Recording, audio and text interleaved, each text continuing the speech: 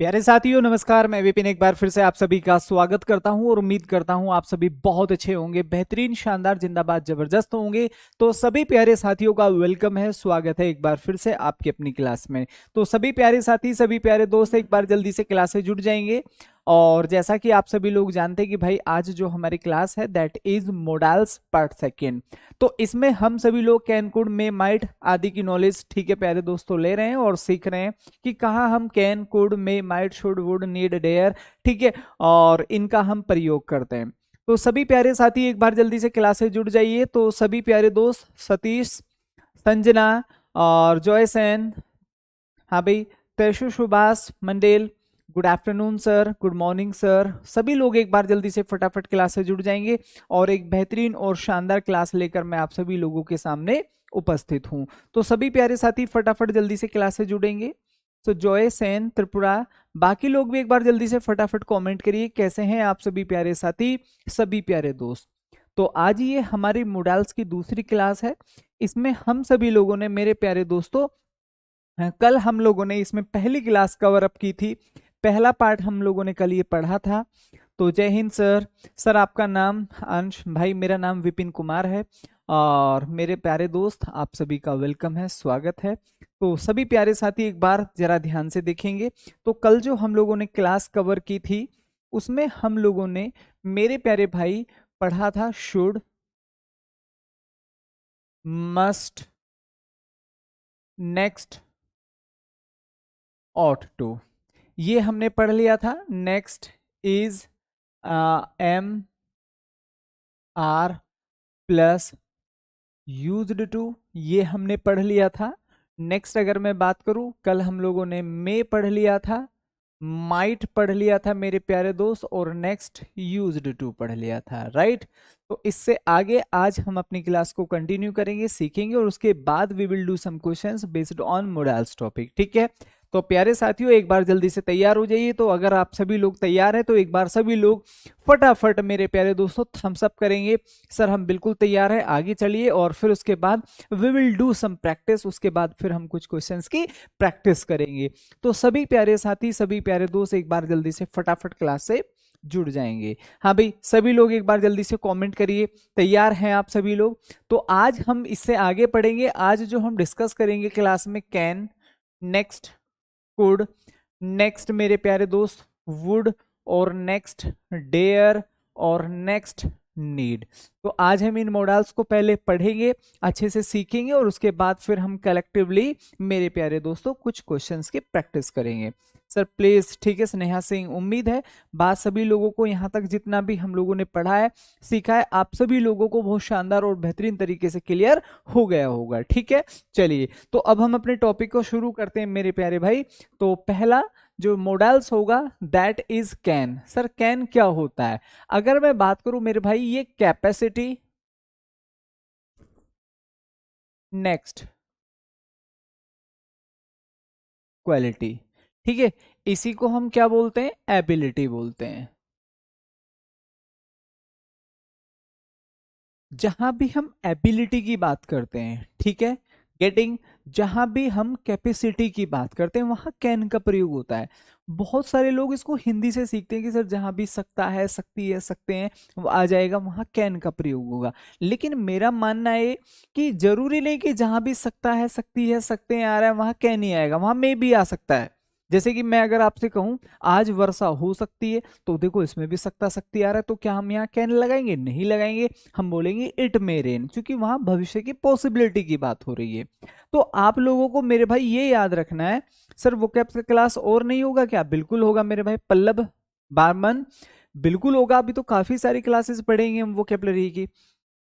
तो आपको ये याद रखना है कि जहां भी हम बात करेंगे कैन की, तो वहां हम बात करेंगे हमेशा मेरे प्यारे दोस्तों एबिलिटी और कैपेसिटी की, ठीक है। चलो, तो जरा ध्यान से देखो एग्जाम्पल्स।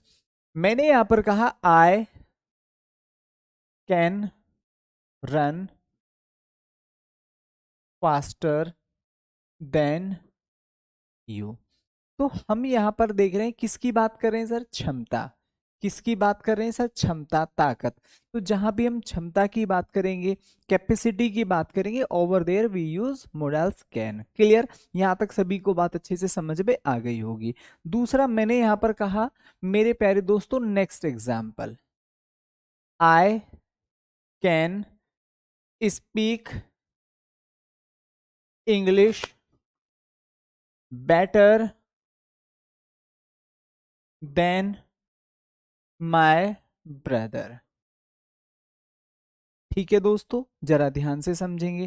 तो यहां पर क्या लिखा हुआ है? कैन। यहां हम किसकी बात कर रहे हैं मेरे भाई? यहां हम गुण की बात कर रहे हैं। क्योंकि देखो यहां ताकत से कभी भी अंग्रेजी नहीं बोली जाती, ये क्वालिटी से बोली जाती है, ये एक स्किल से बोली जाती है। क्लियर? इसमें ताकत का खेल नहीं है। तो हम यहां पर सीख रहे हैं कि जहां भी हम कैन की बात करेंगे तो कैन का मतलब होता है सर प्रेजेंट में। प्रेजेंट में मेरे प्यारे दोस्तों की हम कैपेसिटी और क्वालिटी या फिर एबिलिटी की बात कर रहे हैं।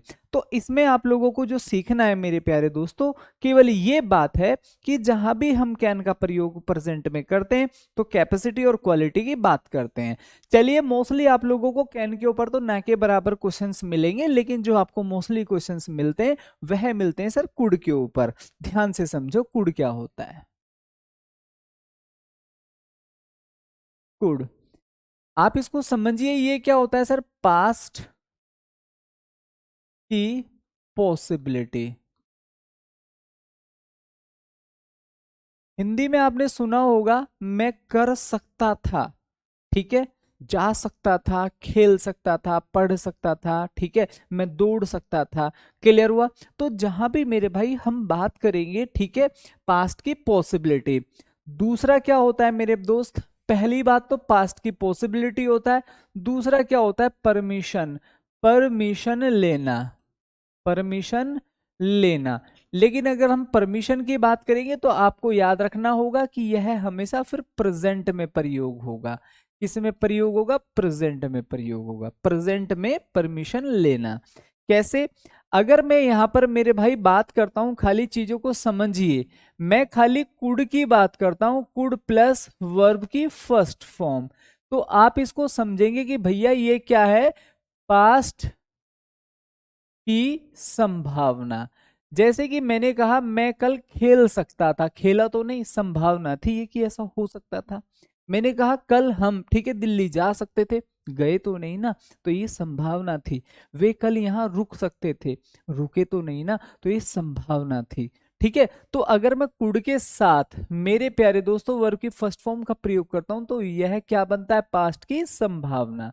नंबर 2 बात समझिए, अगर मैं प्रेजेंट में कुड के साथ, कुड के साथ किसका प्रयोग कर देता हूं सर? प्लीज। ठीक है, तो आपको समझना होगा यह फिर क्या बनेगा?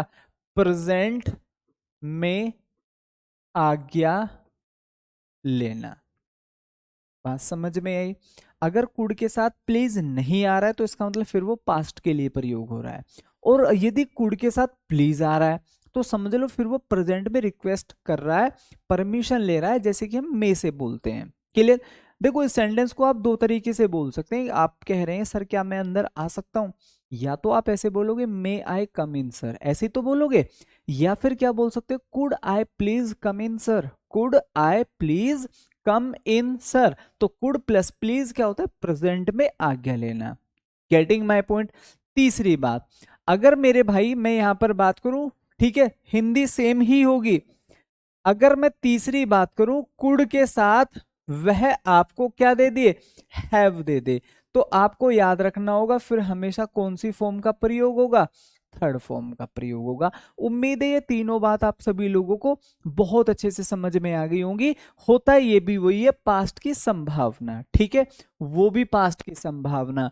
कुड के साथ प्लीज आ जाए तो प्रेजेंट में आज्ञा लेना बन जाएगा। ये तीन बातें हमने सीखी। एग्जाम्पल समझिए, मैंने यहां पर कहा example, I could pass this exam, मैं यह एग्जाम पास कर सकता था, कर सकता था। तो क्या हो गया? पास्ट की संभावना। हुआ तो नहीं, खाली अटकल लगा रहा हूं अब बैठकर कि ऐसा हो सकता था कि मैं इस एग्जाम को पास कर सकता था अगर मैं थोड़ी सी भी मेहनत करता। गेटिंग। चलिए नेक्स्ट, हाँ बिल्कुल आएगी भाई, वोकेबलरी एग्जाम में डेफिनेटली आएगी। नेक्स्ट एग्जाम्पल, मैंने यहां पर कहा they could have, they could have pass this exam. एक और समझिए नेक्स्ट, इसमें मुझे जल्दी से एरर बताइए, क्या एरर होना चाहिए। मैंने यहां पर कहा could I please, could I please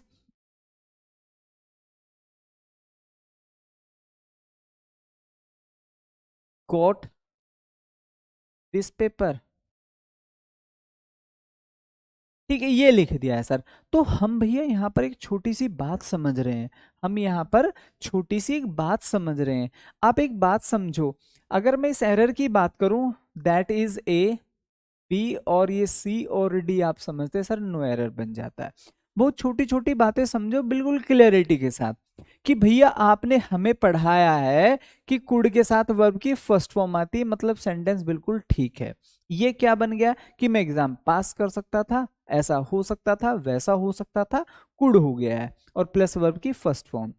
आपने भैया ये भी पढ़ाया कुड हैव आ जाए तो फिर थर्ड फॉर्म आती है। Getting my point. हाँ भाई गेटिंग। तो हमने क्या देखा, कुड और हैव आ रहा है लेकिन थर्ड फॉर्म नहीं आ रही है। बहुत सारे एरर तो आपको केवल इसी बात के ऊपर मिल जाएंगे।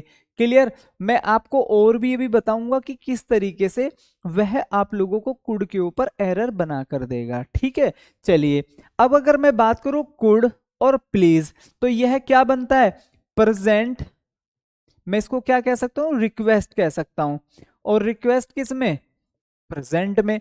तो क्या यहां पर गो उठा सकता है, नहीं। तो मेरे को यहां पर क्या करना चाहिए, गेट करना चाहिए। अब ये हमारा क्वेश्चन बिल्कुल ठीक हो जाएगा। अब आपको ये समझना है सर एग्जाम का पैटर्न क्या है, एग्जाम में कैसे क्वेश्चन बनेगा, ध्यान से समझो। मैंने यहां पर कहा मेरे प्यारे दोस्त, they told us that Ram can, Ram can help those people. एक और देखिए नेक्स्ट, मोहन, मोहन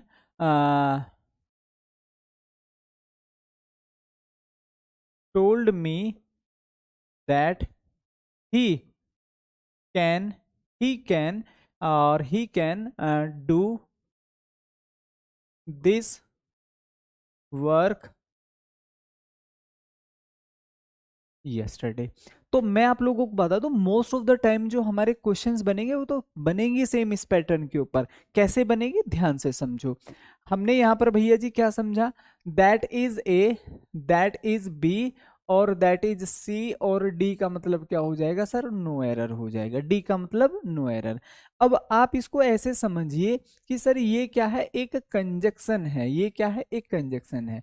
तो यहां पर स्टार्टिंग में ही हमें क्या दे दिया गया है, पास्ट दे दिया गया है। टेल की सेकंड फॉर्म क्या होती है, टोल्ड होती है। हाँ भाई क्या होती है, टोल्ड होती है। क्लियर। सर हिंदी में समझाइए मेरे भाई, इंग्लिश तो इंग्लिश में ही समझिए ना, और हिंदी में बहुत ज्यादा यूज करता हूं, मुझे ऐसा लगता है। ठीक है।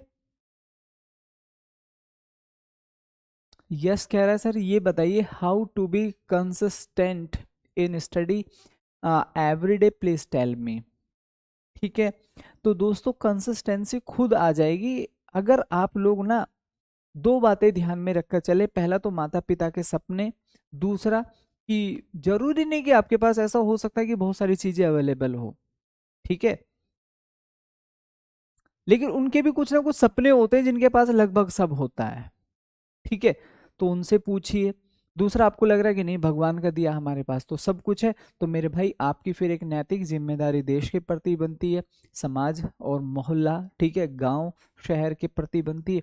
वहां सोचिए कि आप ठीक है क्या बदलाव ला सकते हैं, वो चीजें आपको हेल्प करेंगी। ठीक है। तो देखो पढ़ने के तो बहुत सारे कारण हो सकते हैं कि आपको क्यों पढ़ना चाहिए। क्लियर। तो इसमें कंसिस्टेंट आपको कुछ नहीं करना है, चीजें क्लास अटेंड करनी है, रिवीजन करना है बस, और माइंड से बिल्कुल फ्री रहना है। अपने आप को ये मैसेज नहीं देना कि मैं बहुत बड़ा काम कर रहा हूँ, ठीक है, नहीं, आप केवल पढ़ाई कर रहे हैं और जो कि आपकी नैतिक जिम्मेदारी है, ठीक है। चलिए ध्यान से समझो। Mohan told me that he can do yes. अब इसको समझिए, ये भी पास्ट हो गया है, ये भी पास्ट हो गया है, तो जब ये दो शब्द यहां पर हमें पास्ट दे दिए तो क्या मैं यहां पर कैन लगा सकता हूं? ये तो प्रेजेंट हो गया।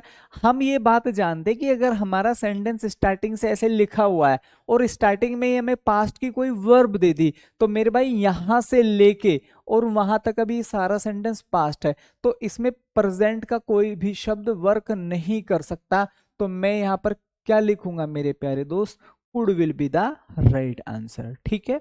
आगे समझिए एक और, Mohan told me that he can, तो कैन नहीं होगा सर, क्या हो जाएगा? Could will be the right answer. I hope कि मेरी बात सभी को समझ में आ गई होगी, ठीक है सर।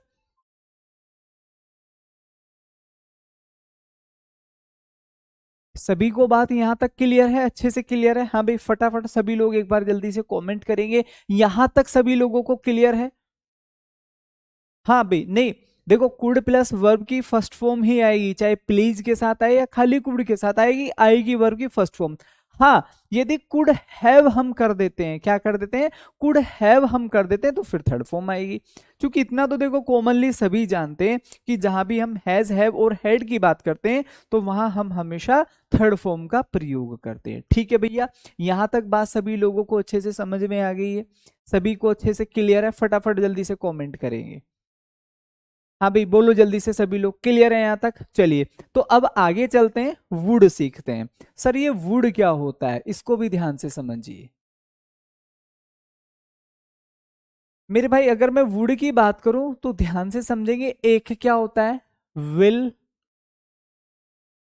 की पास्ट फॉर्म। पहला क्या होता है सर? ये विल की पास्ट फॉर्म होती है वुड। यहां तक मुझे नहीं लगता किसी को कोई डाउट होना चाहिए, ठीक है। चलो आगे बढ़ते हैं नेक्स्ट। और क्या होता है सर? ध्यान से समझेंगे,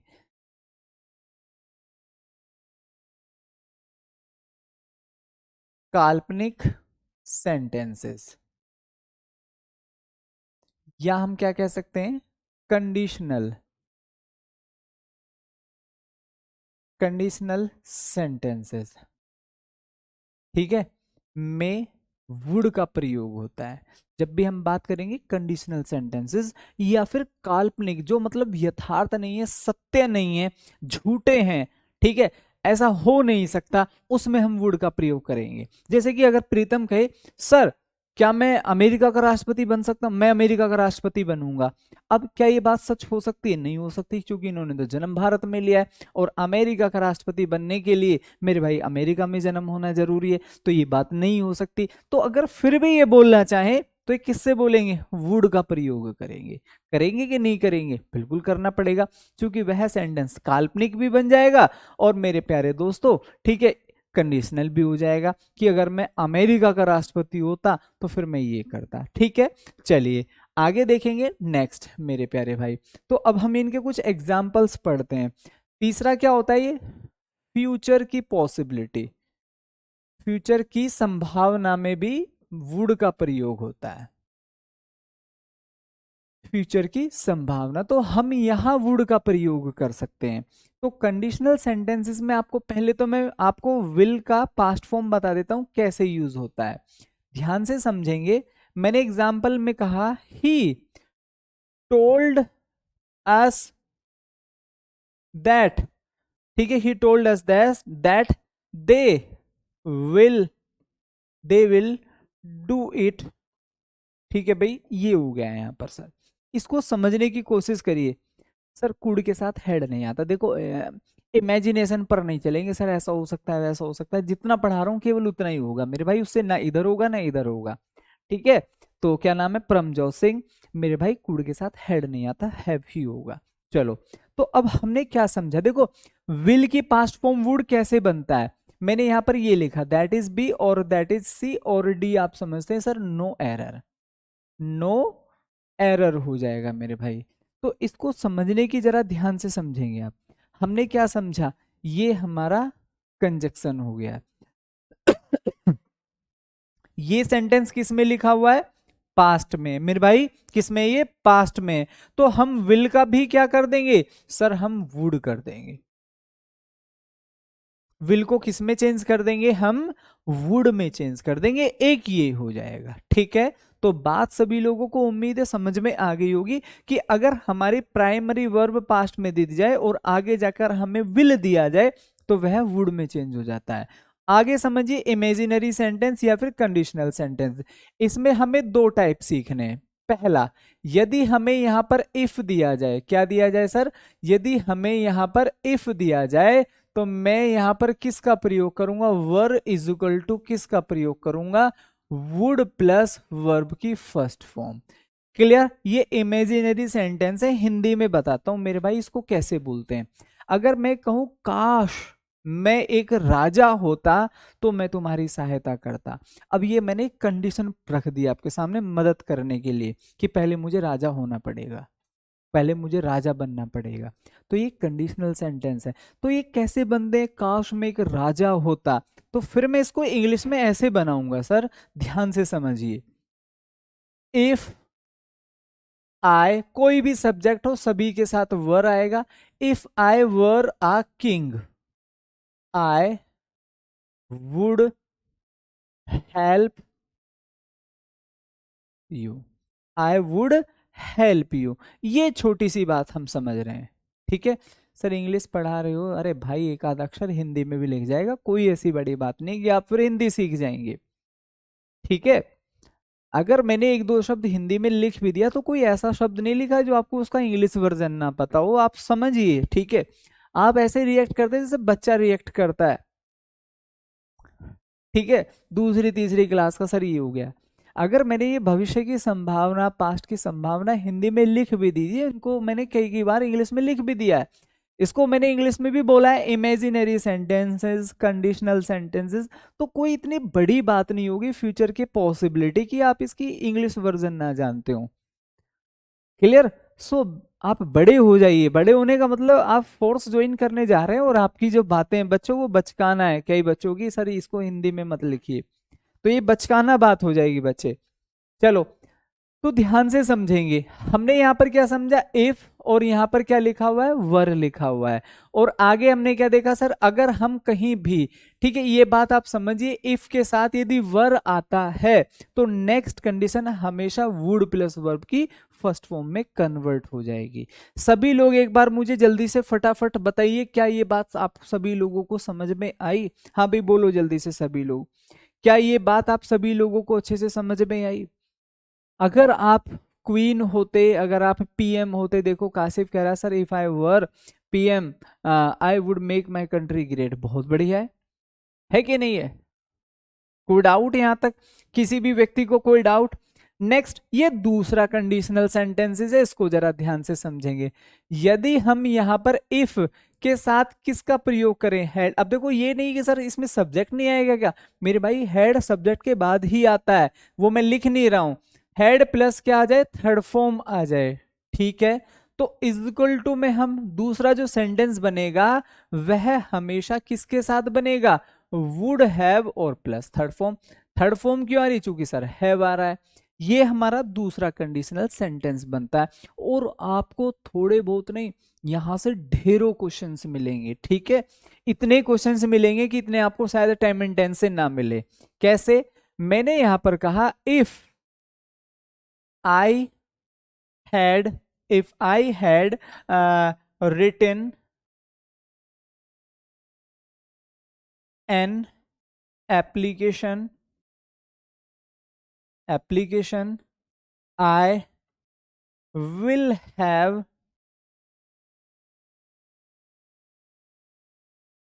told you, I will have told you, ये लिखा हुआ है। तो मेरे भाई आप जरा ध्यान से समझेंगे।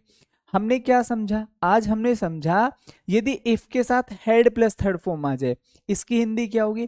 यदि मैंने एप्लीकेशन लिख ली होती तो मैंने तुम्हें अवश्य बता दिया होता। क्लियर? तो कंडीशन है, यदि मैं एप्लीकेशन लिखता तो तुम्हें जरूर बता देता, ये इसका हिंदी वर्जन हो जाएगा। तो अब आप जरा इसको ध्यान से समझिए। इफ के साथ क्या आ रहा है sir? Head plus third form. तो बराबर वाली कंडीशन क्या कहती है, वुड हैव थर्ड फॉर्म। यहाँ पर खाली क्या लिखा हुआ है, विल हैव थर्ड फॉर्म। तो विल का प्रयोग न करके आपको यहाँ पर किसका प्रयोग करना होगा, वुड हैव थर्ड फॉर्म। ये वुड है, इससे बाहर आपको कहीं भी, ठीक है, वुड सीखने की जरूरत नहीं है, इससे बाहर कुछ नहीं आएगा। एक बार मुझे जल्दी से सभी साथी जय हिंद लिख के बता दो। सर हमें बिल्कुल क्लियर है, काफी सारे क्वेश्चंस की प्रैक्टिस कराऊंगा, आपको बिल्कुल कट टू कट समझ में आ जाएगा सर किस तरीके के क्वेश्चंस यहाँ से बनते हैं। बाकी हम इनकी प्रैक्टिस करेंगे। फटाफट मुझे जल्दी से थम्स अप करके बताइए, यहां तक सभी लोगों को बात अच्छे से क्लियर है? हाँ भाई बोलो जल्दी से सभी लोग। चलिए सर आगे देखो, नेक्स्ट हम किसकी बात कर रहे हैं सर, नेक्स्ट मोडाल्स है नीड। इसको जरा ऐसे समझेंगे सर, यहां पर क्या लिखा हुआ है, नीड। अब देखो नीड एक ऐसा मोडाल्स है मेरे भाई जो अपने आप में वर्ब भी है, ये अपने आप में क्या है, एक मोडाल्स भी है, ठीक है, मोडाल्स और अपने आप में क्या है सर, एक वर्ब भी है।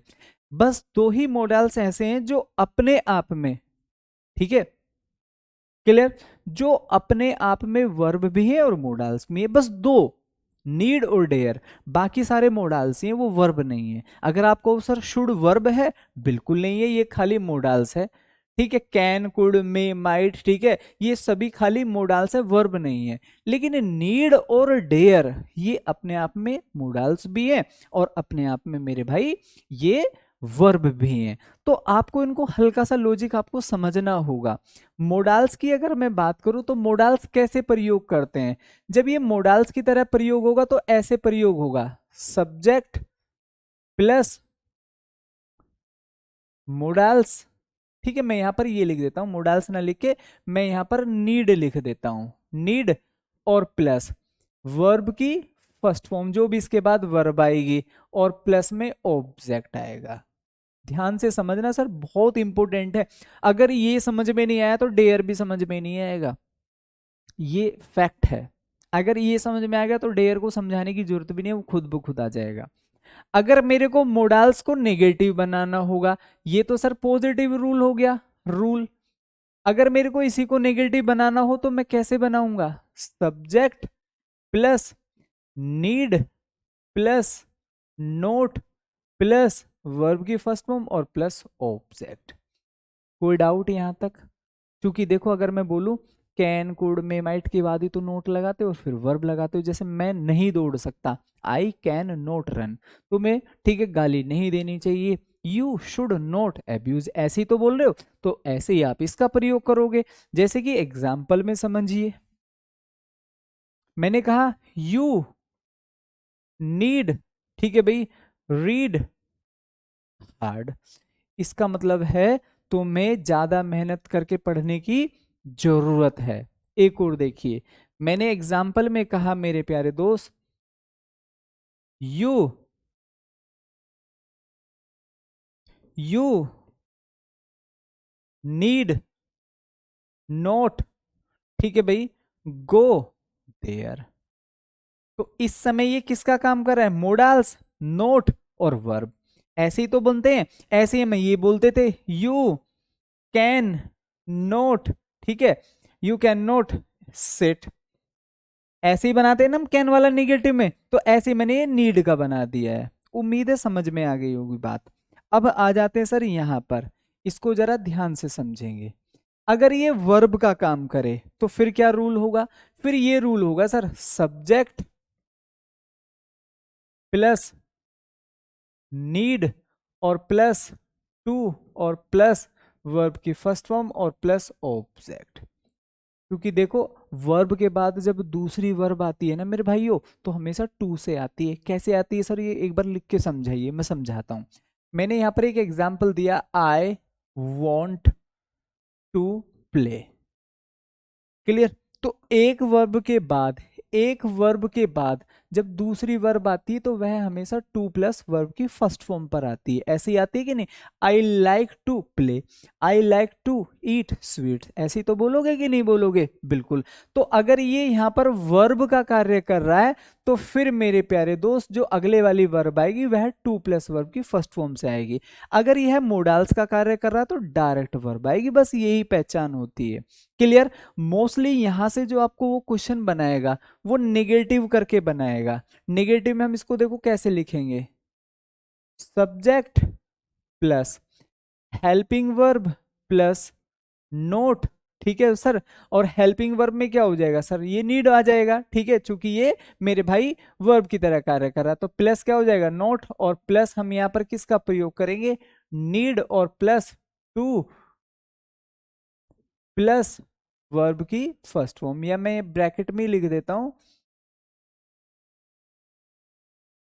टू प्लस वर्ब की फर्स्ट फॉर्म प्लस ऑब्जेक्ट।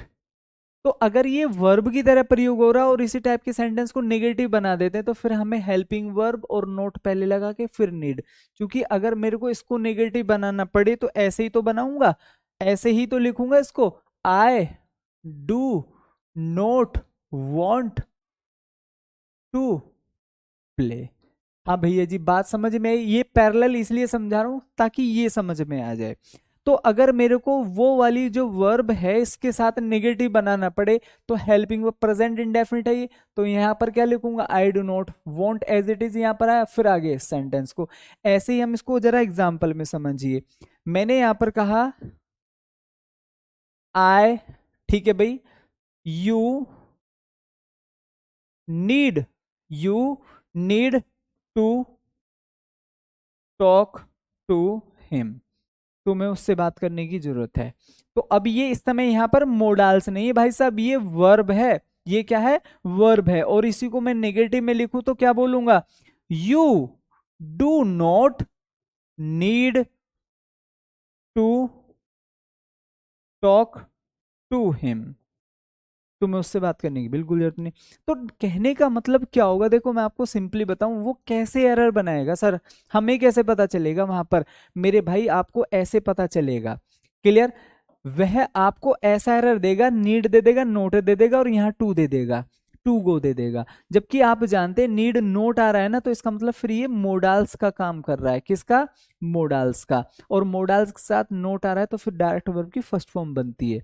अगर हेल्पिंग वर्ब भी आ रहा है, नीड आ रहा है, इसमें कैसे एरर बनाएगा, हेल्पिंग वर्ब भी देगा, नोट भी देगा, नीड भी देगा, और यहाँ टू नहीं देगा। जबकि आप जानते हैं अगर हेल्पिंग वर्ब आ रही है तो फिर ये वर्ब है, और वर्ब है तो फिर दूसरी वर्ब टू के साथ बनेगी। बस यही सिंपल एरर बनेंगे। अगर बात समझ में आई तो थम्स अप करके बता दो, ठीक है।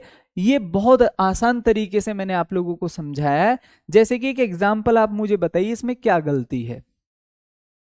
मैंने यहां पर कहा need they need not to worry about it.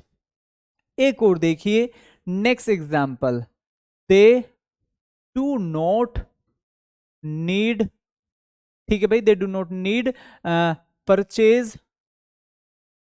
Purchase, ठीक है भाई, आ पेन, ठीक है, फॉर इट।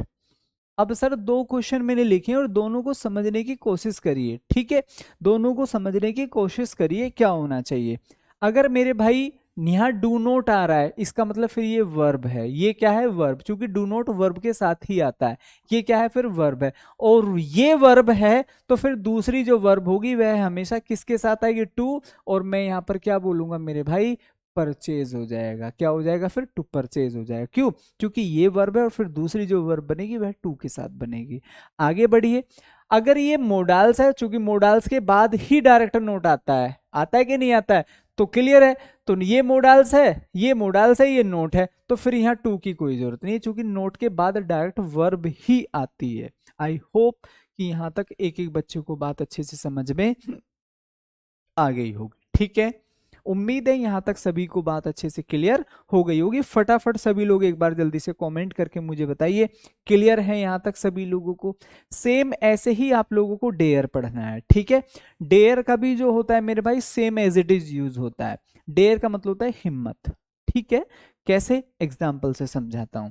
डेयर जो होता है मेरे भाई ये वर्ब भी होता है डेयर, ये मोडाल्स भी है और ये वर्ब भी है। बिल्कुल सेम एज इट इज होगा। हिंदी में हम इसको क्या बोलते हैं, साहस, हिम्मत, साहस दिखाना, साहस दिखाना, ठीक है। Same as it is, clear. दो एग्जाम्पल देता हूं, समझने की कोशिश करिए। मैंने यहां पर एग्जाम्पल में कहा he dare not not to plug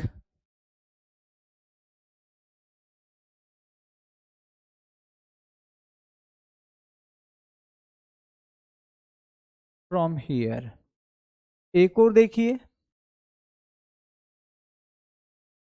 they did not dare, they did not dare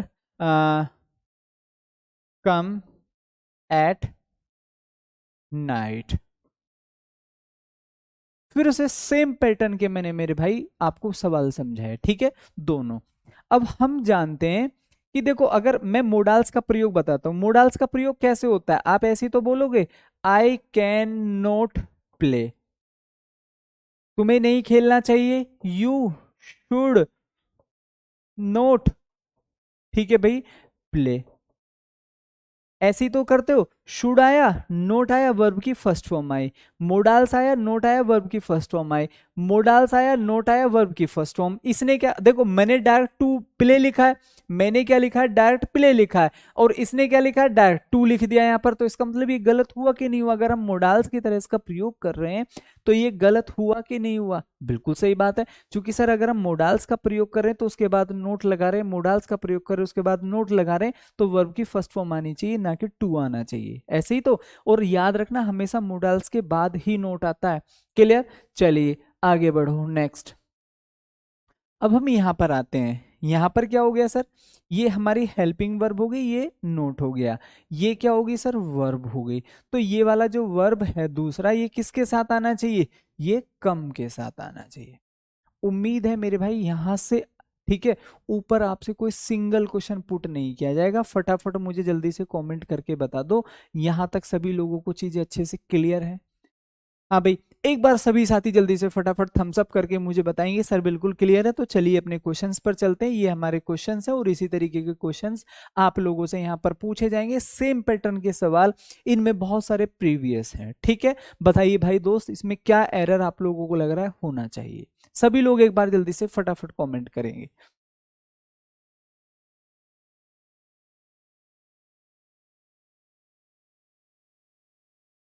हाँ भाई बोलो जल्दी से सभी लोग। तो हम यहाँ पर क्या सीख कर आए हैं, हम यहाँ पर ये सीख कर आए हैं मेरे दोस्त कि हम यहाँ से यहाँ तक गए, ठीक है। Mister Sharma was stubborn that his son will attend coaching classes, मतलब वो इस बात पर अड़ गए कि उन्हें, ठीक है ना, मतलब उनके जो बच्चा है उसको कोचिंग क्लास अटेंड करनी चाहिए, ठीक है। सो मिस्टर शर्मा वाज स्टबन, वो अपनी बात पर अड़े हुए थे, दैट कि his son will attend coaching centre या कोचिंग क्लासेस।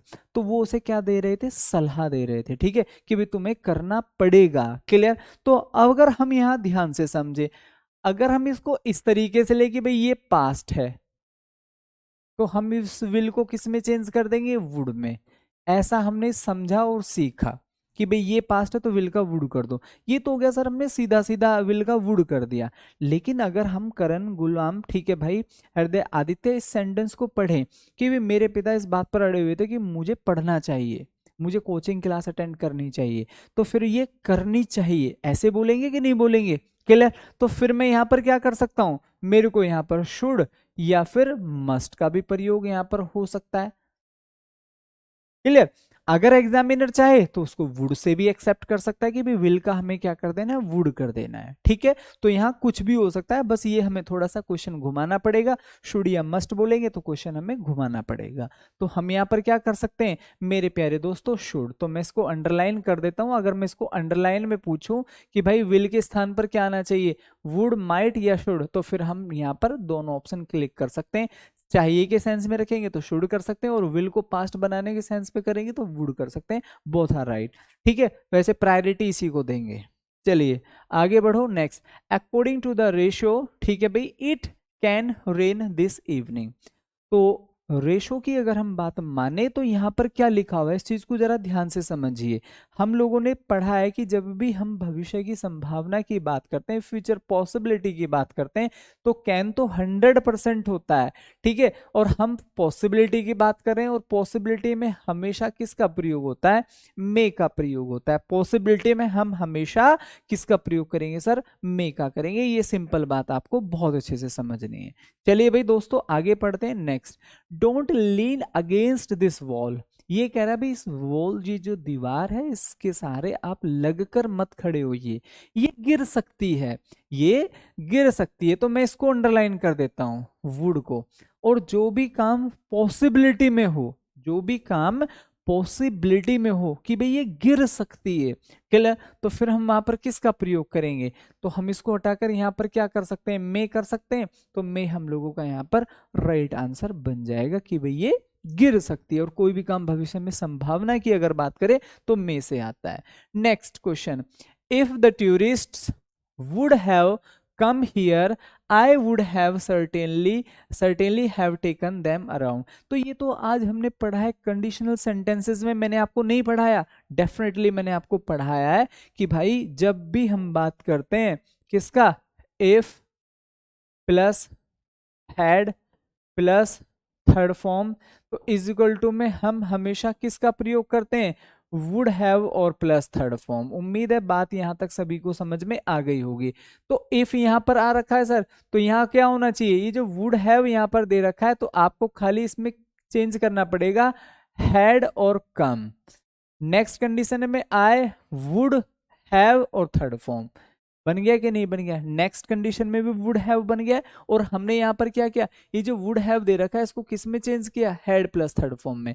तो वुड हैव को हम चेंज करेंगे हैड कम, ये हम लोगों का राइट आंसर बन जाएगा। चलिए आगे बढ़ो। If I was you, I would have told the chairman to keep his mouth shut. तो सिंपल सी बात है, इफ आई वॉज यू, तो हम यहां पर क्या करेंगे, इफ आई वर यू, ये आज हम लोगों ने पढ़ा था, ठीक है। उम्मीद है यहां तक बात सभी को अच्छे से समझ में आ गई होगी। Next, if I was the king I would change the face of my country. Simple, फिर से क्या हो जाएगा, इफ आ रहा है सर, वुड प्लस वर्ब की फर्स्ट फॉर्म आ रही है, तो फिर से हम इसको किस में चेंज कर देंगे, ये भी हमारा कंडीशनल सेंटेंसेस, तो इन प्लेस ऑफ वॉज हम यहां पर वर का प्रयोग करेंगे। Clear, getting. चलिए आगे बढ़ो। Next, if you would have told me earlier I would not have. हमें क्या करना है, हमें ये देखना है सर क्या आ रहा है, कंडीशनल सेंटेंस और वुड से मोस्टली आपको क्वेश्चन पूछे जाएंगे, तो ये वुड हैव गलत हो जाएगा। हम यहाँ पर किसका प्रयोग करेंगे, हैड हो जाएगा सर, थर्ड फॉर्म हो जाएगी, टेल की थर्ड फॉर्म टोल्ड होती है, और आगे हम दूसरी कंडीशन में वुड देख रहे हैं, हैव देख रहे हैं, और मेरे भाई थर्ड फॉर्म देख रहे हैं। बात सभी को अगर यहाँ तक समझ में आ रही है तो सभी लोग फटाफट एक बार जल्दी से थम्स अप करके मुझे बताइए सर हमें यहाँ तक बिल्कुल बहुत अच्छे से चीजें क्लियर हो रही हैं। आगे बढ़ो। नेक्स्ट, हेमा डज नॉट, ठीक है भाई, does not to give the dissertation, ये अभी पढ़ाया नहीं है। देखो अगर मैं बोलूं मेरे पास एक कार है, कैसे बोलोगे, I have a car. Clear, मैंने कहा राम के पास एक कार है, राम हैज ए कार। अब मुझे जल्दी से इनके नेगेटिव बता दो, अगर मुझे इन सेंटेंसेस को नेगेटिव बनाना हो कि उनके पास कार नहीं है, तो कैसे बनेगा, आप सोचो जरा ध्यान से। अगर मेरे को इन्हीं सेंटेंस को नेगेटिव बनाना हो तो कैसे बनेगा, तो मेरे भाई हम इनको नेगेटिव ऐसे बनाएंगे, आई हैव ए कार, तो मैं क्या बोलूंगा, आई do not have a car, ये मैंने आप लोगों को सेंटेंसेस में पढ़ा है। Next, Ram has a car, तो हम यहाँ पर प्रेजेंट इंडेफिनिट में नेगेटिव कैसे बनाते हैं, राम डज नॉट, आगे क्या हो जाएगा, हैव ए कार, ऐसे ही बोलते हैं कि नहीं बोलते हैं। तो हमने क्या पढ़ा, हिमा की जगह राम मान सकते हैं यहाँ पर, तो राम डज नॉट, तो क्या मैं यहाँ पर हैज कर सकता हूँ, नहीं, तो मेरे को यहाँ पर क्या करना होगा सर, हैव हम लोगों का राइट आंसर बन जाएगा। तो option A is the right one अगर हम एरर की तरफ से देखें। तो फटाफट देखो दोस्तों, जल्दी से कमेंट करके मुझे बोलो कि भाई यहाँ तक बात सभी लोगों को अच्छे से क्लियर है। ठीक है, आज हालांकि मैं ये सोच के आया था, मुझे काफ़ी तेज फीवर भी है कि भाई आज मैं आप लोगों की क्लास हार्डली 30 मिनट लूँगा और इतना मैं ले पाऊँगा। हालांकि मैं ठीक है सोच रहा था कि छुट्टी ली जाए, लेकिन I just tried my best कि भाई छुट्टी ना लेकर अगर हम 30 मिनट भी पढ़ेंगे तो वो सफिशियंट होगा और हमारा मॉडल्स टॉपिक कंप्लीट हो जाएगा। लेकिन देखो बातों ही बातों में लगभग 1 घंटा हो गया और हमें पता भी नहीं चला। ठीक है, तो इसको बोलते हैं पावर ऑफ कंसंट्रेशन। अगर आप ना किसी भी चीज में डूब जाएं तो आप बाकी सारी चीजों को भूल जाते हैं। जब मेरी क्लास अटेंड की तो स्टार्टिंग में तो मैं यही सोच रहा था कि छुट्टी ली जाए, फिर मुझे लगा नहीं कर सकते हैं, तो फिर 30 मिनट का, ठीक है, मुझे परमिशन भी मिल गई कि ठीक है कोई दिक्कत नहीं, आप 30 मिनट भी ले सकते हैं, चाहे तो छुट्टी भी ले सकते हैं, चॉइस है आपकी। ठीक है, तो मुझे लगा नहीं पढ़ना चाहिए, जितना कर सकते हैं एटलीस्ट उतना तो करना चाहिए। और फिर देखो दोस्तों, पढ़ने के साथ साथ मतलब जब चीज़ें आप ना चीज़ों को मतलब टीचर अपना बेस्ट दे रहा है, फोकस कर रहा है, स्टूडेंट भी फोकस कर रहा है, तो वास्तव में समझ में ही नहीं आता कि टाइम गया कहाँ। ठीक है, इसी को बोलते हैं कि बिल्कुल जब आप फुली कमिटेड होकर चीज़ें पढ़ रहे हैं तो यू विल नेवर कंसीडर कि समय कहाँ जा रहा है। ठीक है, चलो आगे देखिए next, my mother is having grey hair. तो अभी मैंने बताया कि भाई राम की जगह, भाई राम भी सिंगुलर सब्जेक्ट है और माता जी भी सिंगुलर सब्जेक्ट है, तो हम हमेशा ये तो बोलेंगे राम हैज ए कार। और ये बात मैंने आपको पढ़ाई थी कि कभी भी हैविंग में आईएनजी लगेगा नहीं, और हैविंग में आईएनजी